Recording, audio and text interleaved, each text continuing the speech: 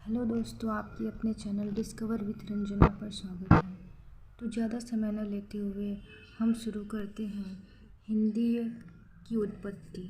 हिंदी की उत्पत्ति कैसे हुई? सर्वप्रथम हिंदी भाषा जो है वो संस्कृत के भास धातु से बना है। भास का अर्थ होता है कहना और धातु का अर्थ होता है मूल शब्द।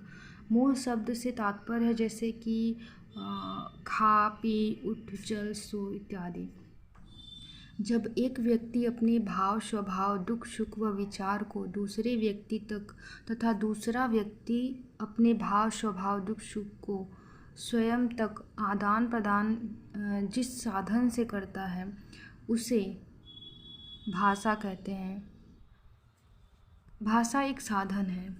भारत के संदर्भ में देखा जाए तो संस्कृत जो है पहली भाषा थी और वैदिक जो संस्कृत है वो दो भागों में विभाजित है।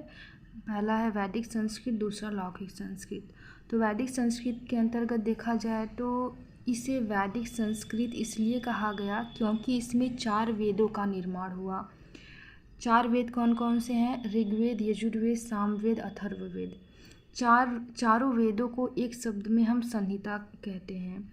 जब भारत में ऋग्वेद लिखा जा रहा था तो उसी समय ईरान में अवेस्ता लिखा गया। वैदिक संस्कृत को देववाणी भी कहा जाता है। अब देववाणी क्या होती है? संस्कृत का वह रूप जिसमें वैदिक संस्कृत का सृजन किया गया वही वाणी देववाणी कहलाई। वैदिक संस्कृत का समय है 1500 से 1000 और लौकिक संस्कृत का समय है 1000 से 500। लौकिक संस्कृत को ब्राह्मण संस्कृत भी कहते हैं और उत्तर संस्कृत भी कहते हैं। लौकिक संस्कृत में लिखा गया ग्रंथ है रामायण, महाभारत, उपनिषद, आरण्यक, वेदांग, पुराण, उपपुराण इत्यादि। पाली लौकिक संस्कृत के बाद आने वाली भाषा है। संस्कृत के बाद यह पहली भाषा बनी। पाली बौद्धों की भी भाषा कहलाती है। भारत की जन भाषा भी पाली को कहते हैं। प्रथम देशी भाषा भारत की पाली को कहते हैं क्योंकि वैदिक संस्कृत देवों की भाषा थी। लौकिक संस्कृत भी पढ़े लिखे ही बोल रहे थे, लेकिन जो अनपढ़ गंवार अशिक्षित लोग थे वो पाली में अपना व्यवहार कर रहे थे। अब प्राकृतिक को जैनों की भाषा कहते हैं या मलेच्छों की भाषा भी कहते हैं। अपभ्रंश को हम अनेक नामों से जानते हैं जैसे अवहट, अवहट्ठ, अभिहत्था, पुरानी हिंदी, बिगड़ी हुई भाषा, गिरी हुई भाषा इत्यादि। अपभ्रंश को भ्रष्ट भाषा भी कहते हैं। अपभ्रंश के 7 रूप देखने को मिलते हैं: सौरसेनी अपभ्रंश, खस अपभ्रंश, ब्राह्मण अपभ्रंश, महाराष्ट्री अपभ्रंश, पैशाची अपभ्रंश, मागधी अपभ्रंश और अर्धमागधी अपभ्रंश। तो हम क्वेश्चन करते हैं कि हिंदी में कितनी उपभाषाएं व बोली हैं।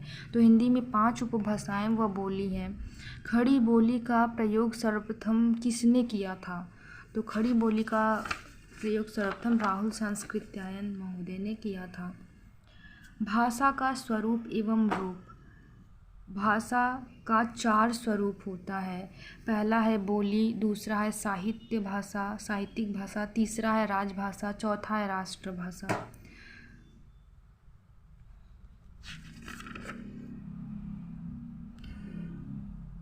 भाषा को मुख्यतः 3 रूपों में विभाजित किया गया है: मौखिक भाषा, सांकेतिक भाषा और लिखित भाषा।